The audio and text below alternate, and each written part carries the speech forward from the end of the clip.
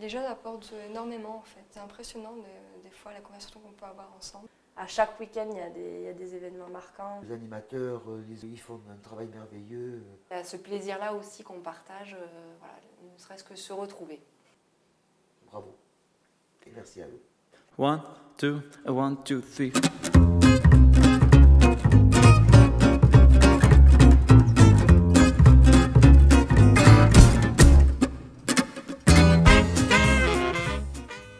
Le Club Alouette a été créé il y a une quarantaine d'années grâce à des bénévoles. C'est une activité bénévole, donc on vient avec ce qu'on est, nous. Enfin, moi, je viens en tant que personne. J'ai eu cette envie du coup de pouvoir faire du bénévolat en direction de personnes déficientes intellectuelles. C'est vrai que ça faisait partie de moi, ces jeunes-là. J'avais envie de donner de ma personne.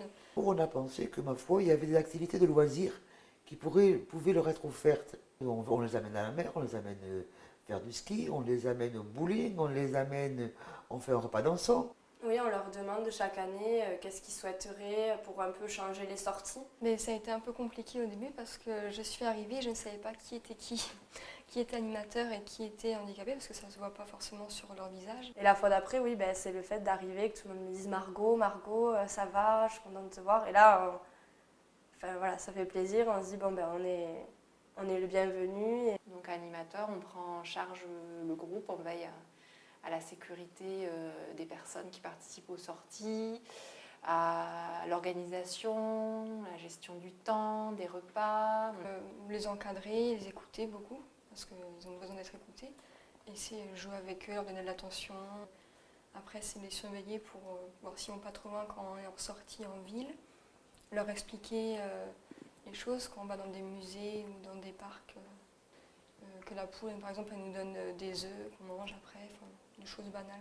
En amont de la sortie, voilà, il faut la préparer. Il faut être là aux réunions, il faut être là pour préparer les sorties. Voilà, il y a un petit travail perso en dehors des sorties. Des réunions assez souvent. Je suis allée participer et d'y amener des choses par email ou par téléphone. Mais c'est aussi ça, c'est voilà, tiens, j'ai une idée, moi j'ai rencontré tel groupe, par exemple les clowns ou la danse africaine, ça me dirait bien contente. Ma fille, elle a 25 ans. Elle a un vocabulaire très réduit. Au bout d'un moment, avec maman, elle s'ennuie. Parce que même moi, je ne peux pas toujours, comme je dis, jouer au Uno ou jouer à la Wii. Il y a des moments, j'ai envie de faire autre chose. Soyons égoïste. Parce que moi aussi, ça m'a permis d'avoir des petits week-ends à moi. Et moi, quand je parle autour de moi à d'autres parents, je les incite à ce que leur enfant aille au Club Alouette. Marion, dès ses 18 ans, a été inscrite au Club Alouette. Mais lorsqu'elle arrive à la maison et qu'elle voit le courrier et qu'elle voit, disons, le petit papier de convocation ou d'information d'une sortie du Club Alouette, c'est systématiquement « et moi ». Les liens se créent en fait très facilement. On peut venir une première fois, ils nous ont bien repérés, on est là la deuxième. C'est comme si on se connaissait depuis 10 ans. Et c'est vrai que c'est qu'une fois par mois et des fois un mois c'est long d'attendre la prochaine sortie pour les revoir parce que chaque fois que je rentre chez moi je prends une leçon de vie, quoi. Parce qu'ils se plaignent jamais, ils sont tout le temps contents, ils sont pleins de vie, c'est impressionnant et ils sont aussi très attentifs à nous. C'est vraiment une ambiance très conviviale, on est une grande famille, on peut dire ça comme ça je pense. 1, 2, 1, 2, 3.